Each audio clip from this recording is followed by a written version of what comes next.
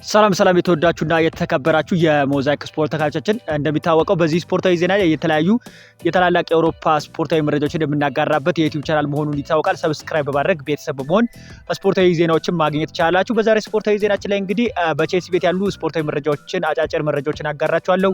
በትላንትናው ዕለት ቼልሲ አንድ ተጫዋች አስፈርሟል። ይህ ተጫዋች ማን ነው የሚለው በዛሬ ስፖርታዊ ዜናችን ላይ ታገኛላችሁ። ከቼልሲ ቤት ሊለቁ የሚችሉ ተጫዋቾችን አጋራችኋለሁ። ከእናንተ ግን እንደሚጠበቅባችሁ ቪዲዮውን ላይክ እያደረጋችሁ እንዲጀምሩልኝ በአክብሮት ጠይቃለሁ። የአንድ ሰከንድ ልስጣችሁ። እርግጠኛ ነኝ ቪዲዮውን ላይክ አድርጋችሁ እንደጀመራችሁ እርግጠኛ ነኝ። አሁን ወደ ዛሬ ስፖርታዊ ዜናችን ላይ ሳልፍ በትላንትናው ዕለት አመሻሽ ላይ ፋብሪዞ ሮማኖ ከቼልሲ ዝውውር ጉዳይ ጋር በተገናኘ ያጋራውን መረጃ ላጋራችሁ ማለት ነው። ቼልሲ እንደሚታወቀው በአጥቂ ልባስ የክንፍ መስመር ለማስፈረም እንቅስቃሴዎችን እያደረገ እንደነበር ይታወቃል። ጄምስ ጊንተስን ለማስፈረም ቼልሲ ከፍተኛ ፉክክሮችን ሲያደርግ ነበረ። በተለይ ተጫዋቹን ለማስፈረም ባየር ሙኒክ እና አርሰናሎች ፍላጎት ነበራቸው። ተጫዋቹ ግን አንድ ተመራጭ ያደረገው ቼልሲ ነበረ። እስከ 7 ዓመት ድረስ ኮንትራት በግል መስማማቱ የሚታወቅ ነበረ እና በትላንትናው አመሻሽ ላይ ሂር ዊ ጎ ተብሏል ማለት ነው። ተጫዋቹ መዳረሻው ቼልሲ ሆኗል ማለት ነው። ምንም እንኳን በአርሴናል እና በባየር ሙኒክ ተጫዋቹ ቢፈለግም በስተመጨረሻ ግን ተጫዋቹ የቼልሲ ተጫዋች መሆኑ ተረጋግጧል ማለት ነው። በፋብሪዞ ሮማኖ ሂር ዊ ጎ በሚለው ቃል ተጫዋቹ የቼልሲ ተጫዋች መሆኑ ተረጋግጧል ማለት ነው።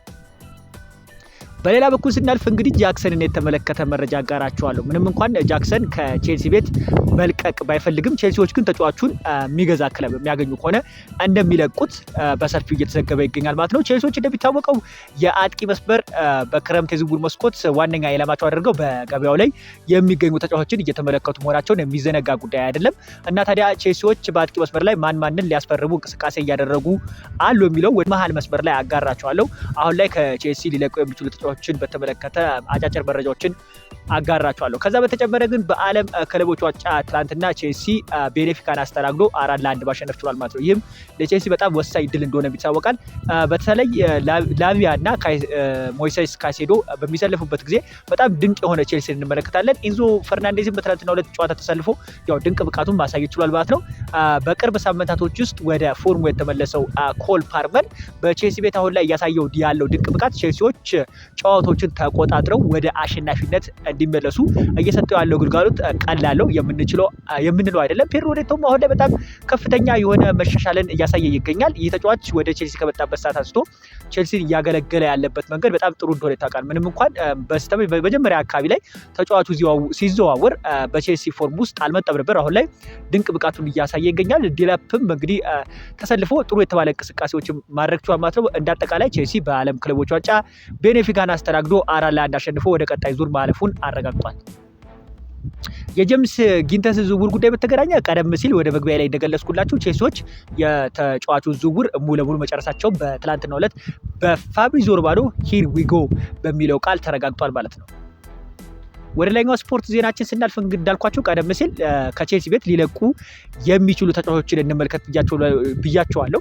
ማዱኬን በተመለከተ አርሰናሎች የተጫዋቹን ሁኔታ ለማወቅ ከቼልሲዎች ጋር በዚህ ሳምንት ንግግር አድርጓል ማለት ነው። ፎርማል የሆነ ንግግር እንኳን ባይሆንም ተጫዋቹን ወደ ፍላይ ኤሚሬት ወደሚዘዋወርበት ሁኔታ ላይ ንግግሮችን ተደርጓል ሲል ፋብሪዞ ሮማኖ አጋርቷል ማለት ነው። ኬፓ አሪዛባላጋ እንደሚታወቀው ቼልሲዎች ለአርሰናል አሳልፈው ለቀውታል። ነገር ግን ማዱኬን ይለቁታል ተብሎ አይጠበቅም። ነገር ግን አርሰናል የቡካዮ ሳካ ተተኪ እንደሆነላቸው በዚህ ተጫዋች ላይ ፍላጎት መኖራቸውን በሰፊው እየተዘገበ ይገኛል ማለት ነው። ኢማኑኤል ማርቲኔዝን የተመለከተ መረጃ ላጋራችሁ። ተጫዋቹን በተመለከተ ቼልሲዎች ምንም አይነት ፍላጎት የላቸውም። ነገር ግን ተጫዋቹ ወደ ቼልሲ መዘዋወር እንደሚፈልግ ከፋብሪዞ ሮማኖ ዘገባ ለመረዳት እንችላለን። ይህን ተጫዋች እንደሚታወቅ ማንቸስተር ዩናይትዶችም ለማስፈረም ይፈልጋሉ። ነገር ግን አስቶን ቪላዎች በተጫዋቹ ላይ የለጠፉበት የገንዘብ መጠን ተጫዋቹን ለማዘዋወር አስቸጋሪ እንደሚሆንም ተዘግቧል። ወደ ላይኛ ስፖርት ዜናችን ስናልፍ በክለብ ዓለም ዋንጫ የማሸነፍ ንጻሬ ቼልሲ ዋንጫውን የሚያሸንፍበት እድል በ10.4 አምስተኛ ደረጃ ተቀምጧል።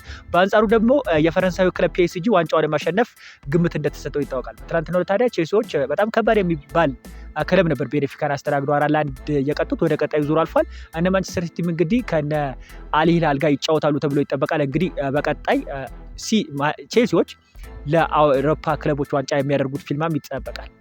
ጆዋ ፔድሮን የተመለከተ መረጃ ወደ መሀል ላይ አጋራቸዋለሁ ብዬ ነበረ። በአጥቂ መስመር ላይ አሁን ላይ ቼልሲዎች ሁጎ ኤክቲቴ ላይ የተለጠፈበት ገንዘብ ፊታቸው ወደ ጆዋ ፔድሮ እንዲያዞሩም አድርጓቸዋል ማለት ነው። የዚህ ተጫዋች የዝውውር ገንዘብ መጠን ምን ያህል ነው የሚለውንም ነገር እንመልከት። ብራይተን ለጃኦ ፔድሮ ዝውውር እስከ 50 ሚሊዮን በላይ ክፍያ ቀርቦለት ውድቅ ማድረጉንም ተዘግቧል። ኒውካስትልና ሌላ ስሙ ያልተጠቀሰ የፕሪሚየር ሊግ ክለብ ባለፉት ጥቂት ቀናቶች ውስጥ ይፋ የሆነ የዝውውር ጥያቄ ለተጫዋቹ አቅርቦ ነበረ። እስካሁን ድረስ እንግዲህ ከ50 ሚሊዮን ፓውንድ በላይ ለተጫዋቹ እንደሚፈልጉ እየተዘገበ ይገኛል ማለት ነው። ጃኦ ፔድሮን በተመለከተ አሁን ላይ ቼልሲዎች የመጀመሪያ ተመራጭ የአጥቂ መስመር ተጫዋች እንደሆነ እየተዘገበ ይገኛል ማለት ነው። ነገር ግን ብራይተኖች ለተጫዋቹ ዝውውር ከ50 ሚሊዮን ፓውንድ በላይ መክፈል እንዳለባቸው ለየትኛውም ክለብ እያሳወቁ ይገኛሉ። በቀጣይ ቼልሲዎች ይህን ተጫዋች ለማስፈረም የሚያደርጉት እንቅስቃሴን እየተከታተልኩ አማጋራችሁ ይሆናል ማለት ነው። ይህንንም ዘገባ እንግዲህ ቤን ጃኮቭ ይዞት ወጥቷል ማለት ነው። ሌላኛው የምንመለከተው ጄምስ ጊንተስ በተመለከተ ለቼልሲ መፈረሙ በጣም ለቼልሲ ጥሩ ነገርን ይዞ ይመጣል ብዬ አስባለሁ። ምክንያቱም ከፍጥነት አንጻር ስንመለከተው በጀርመን ቡንደስሊጋ ላይ በጣም ፈጣን የሆነ ተጫዋች እንደሆነ ይታወቃል። ስለዚህ በክንፍ መስመር ላይ ቼልሲዎች ይህን ተጫዋች ማግኘታቸው በክለባቸው ላይ የስኳድ ዴፕዝ ላይ ትልቅ ነገር ይዞላቸው እንደሚመጣም ይጠበቃል።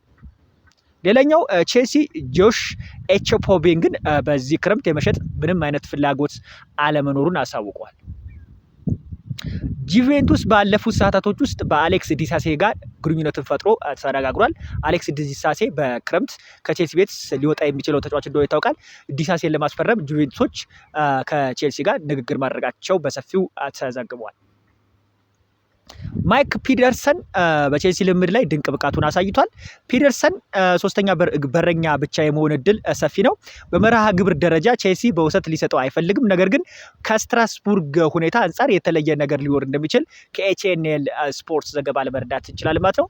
ኑኑ ማዱኬን በተመለከተ ቼልሲዎች ተጫዋቹን ለመሸጥ ግፊት አያደርጉም። ነገር ግን ተጫዋቹን ለማስፈረም አሁን ላይ ከየትኛውም ክለብ በተሻለ አርሴናሎች በተጫዋቹ ሁኔታ ላይ ንግግር ካደረጉ ክለቦች ውስጥ ተጠቃሽ ያደርጋቸዋል።